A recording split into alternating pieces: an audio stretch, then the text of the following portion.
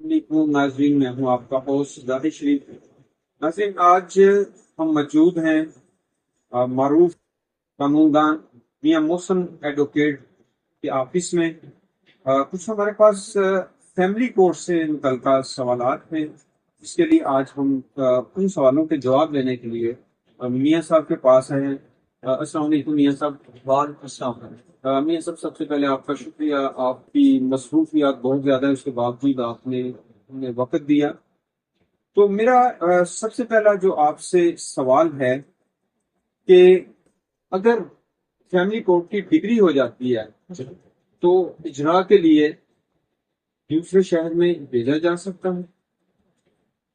بسم اللہ الرحمن الرحیم۔ سر جی، آپ کا بہت شکریہ، بڑا اچھا آپ نے سوال اٹھایا ہے کہ جب فیملی کورٹ میں کیسز چلتے ہیں نا تو خرچہ نان نفقہ دیگر جو اس کے کیسز ہوتے ہیں وہ ڈگری ہو جاتے ہیں۔ ان کی ڈگری ہونے کے بعد ان کی نا ایک اجرا فائل کرتے ہیں ریکوری کے لیے۔ اب اس ریکوری کی اجرا نا موسٹلی ایسا ہوتا ہے کہ دوسرے شہر سے بلانگ کرتے ہیں جو مدعا ہوتے ہیں، جن کے خلاف یہ ڈگری ہوئی تھی۔ عدالت کو مکمل اختیارات حاصل ہے کہ فیملی کورٹ جو ہے یہ اپنے جو اس کے پاس زیر سماعت اجرا ہائے ہوتی ہیں، اگر اس میں جن کے خلاف ڈگری ہوئی ہے، ہم اس کو اپنی زبان میں قانونی لینگویج میں مدیون کہتے ہیں، مدیون بیرونی شہر سے ہے، تو فیملی کورٹ اپنی وہ اجرا ڈائریکٹلی دوسرے شہر میں بھیج سکتی ہے، اس کی ایگزیکیوشن کے لیے، اس کی اپنا ریکوری کے لیے یہ بالکل ایسے بھیج سکتی ہے، اختیارات حاصل ہے فیملی کورٹ کو۔ اچھا، دوسرا یہ سوال ہے کہ کیا عورت کو کورٹ کی طرف سے حاصل ہے کہ وہ کیس دائر کر سکتی ہے؟ جی بالکل، عورت کو کورٹ کی طرف سے صرف تحفظ حاصل نہیں بلکہ عورتوں کو فیملی مقدمات کرنے کے لیے اس حد تک تحفظ حاصل ہے کہ اگر عورت کسی شہر میں چند دن کے لیے رہائش رکھتی ہے، وہ چند دن کی رہائش کی بنا پر بھی وہ اسی شہر میں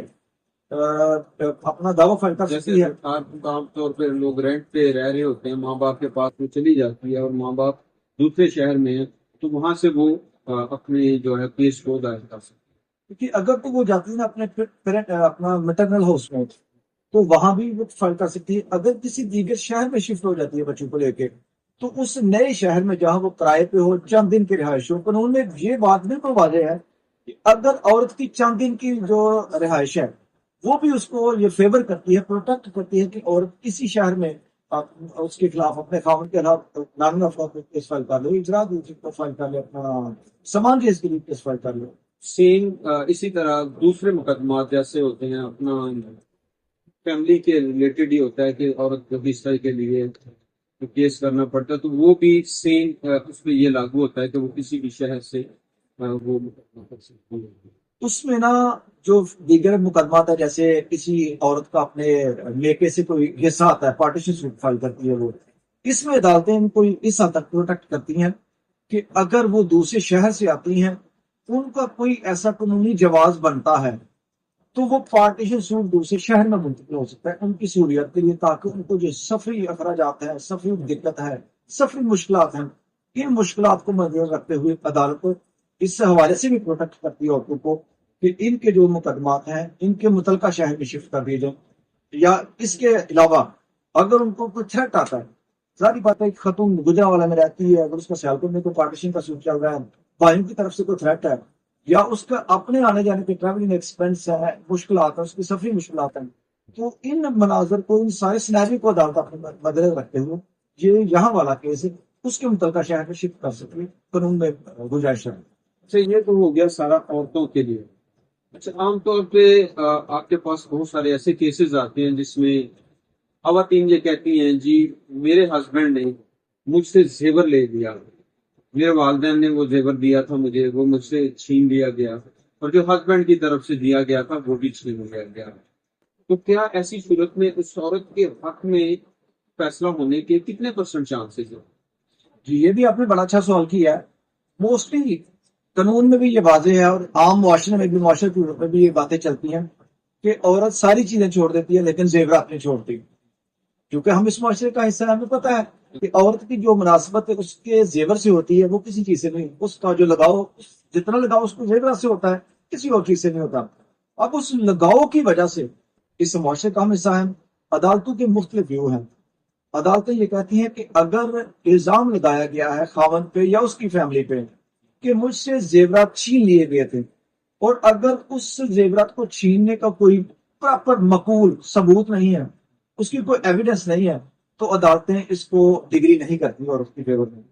کیونکہ عدالتوں کے بہت سارے ویو یہ ہیں کہ عورتیں زیورات کو نہیں چھوڑتی، زیورات کو ساتھ لے کے چلتی ہیں۔ اب یہ بہانہ بنانا